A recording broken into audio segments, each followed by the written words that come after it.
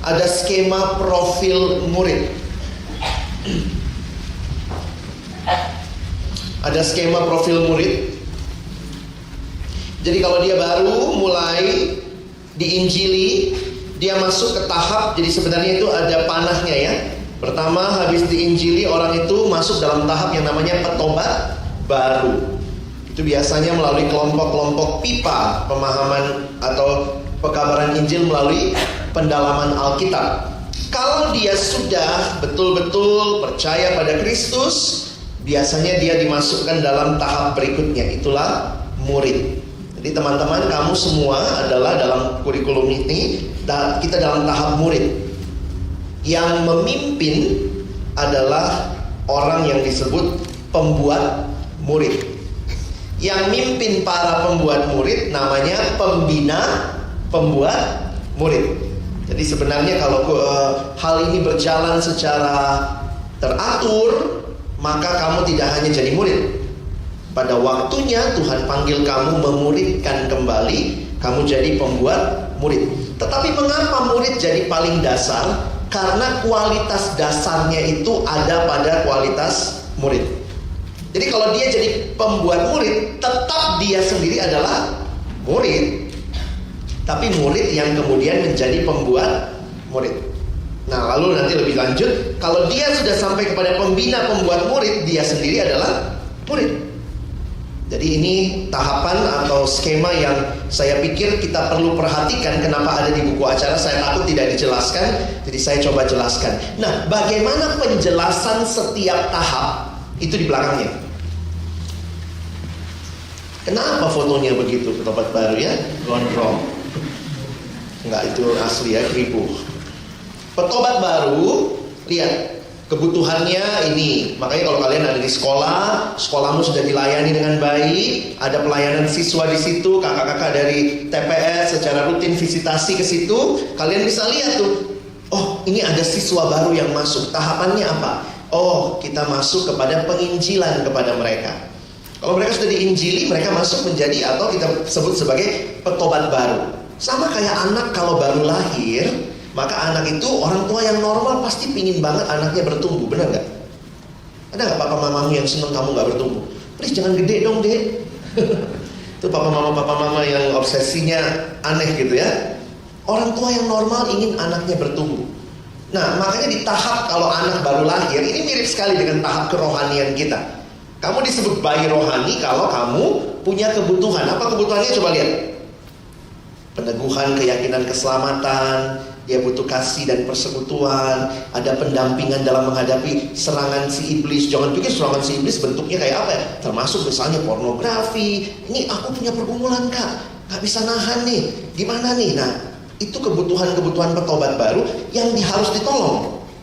Dia butuh makaroni, makanan rohani, ya, firman Tuhan. Dan dia sudah mulai bisa dilatih, terampil dalam saat teduh, doa dan bersaksi. Jadi sebenarnya memang kelompok kecil itu tahapannya antara petobat baru sama murid. Karena itu penekanan pembinaannya di mana? Kasih, pendampingan, perlindungan. Kalau ada apa-apa kontak abang ya, nanti kakak doain. Nah, sama kalau anak kecil gitu kan. Begitu anak itu nangis, orang tuanya ngapain? Datang dipeluk. Itu umur golden age tuh 0 sampai 3 tahun. Kalau anaknya nangis, itu katanya harus langsung dipeluk, didiamkan, supaya apa? Anak itu percaya ini a good environment for me. Ternyata kalau kamu waktu masih kecil cukup diabaikan, biasanya anaknya tumbuh tanpa percaya diri. Nangis dibiarin gitu ya. Tapi itu kalau umur 0 sampai 3 tahun. Tapi kalau nanti sudah gede, tiap kali nangis papamu datang peluk, itu agak aneh. Nah, gitu kan? Sekarang kamu yang mesti latih itu lakukan mungkin kepada adik, kepada yang lain, tapi kebutuhanmu sudah mulai lain. Kalau anak kecil jatuh, kadang-kadang orang tuanya gitu, kena apa meja? Nakal ya meja, mejanya dipukul, nakal ya meja ya. Aduh, adik dipeluk gitu ya. Tapi coba kalau kamu udah umur 15 tahun, kamu kepentok meja, nakal nih meja. Gila kan?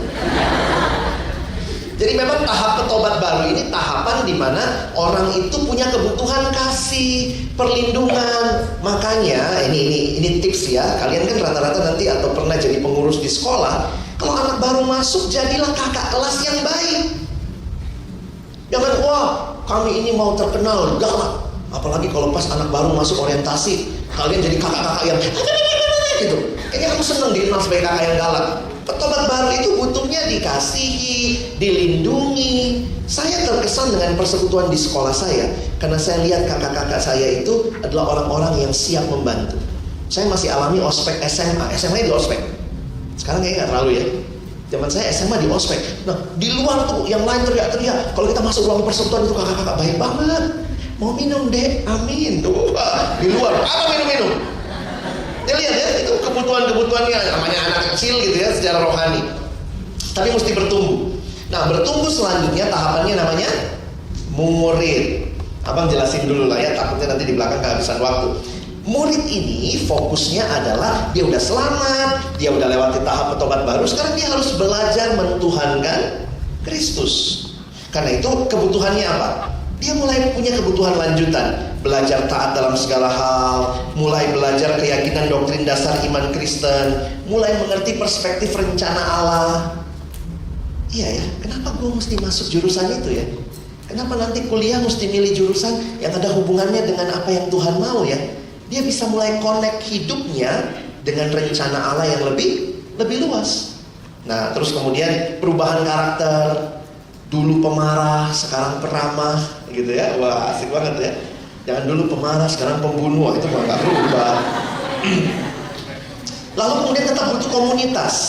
Komunitas untuk bertumbuh. Nah, komunitas di poin ini yang paling Tuhan pakai, saya lihat dalam arti kenapa saya bilang paling Tuhan pakai adalah kelompok kecil. Jadi di kelompok kecil itu kamu dapat komunitas yang berbagi, sharing, ya. Lalu kemudian mulai dilatih melayani. Biasa kan PK kamu udah bilang, dek bantuin ya, mulai dari usher gitu ya, atau mungkin ya angkat-angkat bangku, makanya ototnya gede-gede gitu ya. Terus kemudian mulai naik lagi, makin lama makin Tuhan percayakan pelan-pelan. Nah, ini tahap jadi murid. Nah, dalam tahap murid ini saya lihat yang paling wadah yang paling Tuhan pakai itu kelompok kecil. Kamu dilatih, kamu ditolong, kamu punya pemimpin kelompok, tapi kamu sudah mulai belajar sesuatu yang lebih dalam. Nah, penekanan pelayanannya beda dong sama yang tadi. Sekarang penekanan pelayanannya apa? Pengajaran, keteladanan hidup, dan penggembalaan. Dalam tahap-tahap seperti ini yang jadi penting. Makanya kalau teman-teman yang PKK, tekanan pembinaan itu di pengajaran. PKK nggak boleh bodoh-bodoh ya. Rajin baca buku rohani gitu ya. Karena adik-adiknya sudah mulai butuh itu. Bayangkan kalau ada orang tua dari anak 0 sampai 15 tahun tiap hari dikasih cuma bubur. Mesti masuk makanan keras. Nah, makanan keras, orang tua mesti siapin. Makanya pemimpin kelompok kecil harus bertumbuh.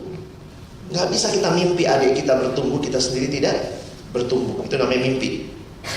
Nah, profilnya apa?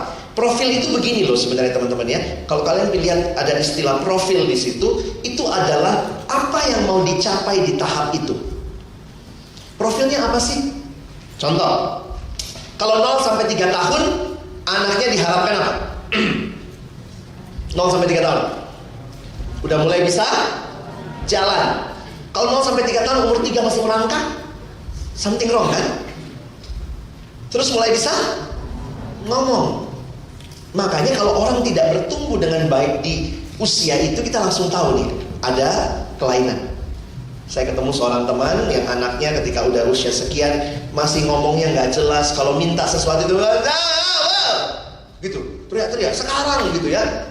Dia mintanya sekarang. Nah, langsung orang tuanya lihat, wow, ini tidak mencapai profilnya, bawa ke dokter. Makanya gitu juga ya, kita kalau dalam kelompok kecil ini PKK harus tahu nih, anak saya itu di usia pertumbuhan rohaninya segini harusnya sudah begini. Nangkep ya? Makanya jangan heran kalau PKK tuh maksa kamu. Ayo saatnya dokter ngantuk nih. Males kak, males deh. Orang tua kalau gitu, ayo nak jalan. Males mah, merangkak aja. Gue gambar loh. Nangkep maksud abang ya? Jadi profil itu sebenarnya kamu harusnya mencapai apa di tahap itu. Coba lihat profilnya petobat baru apa?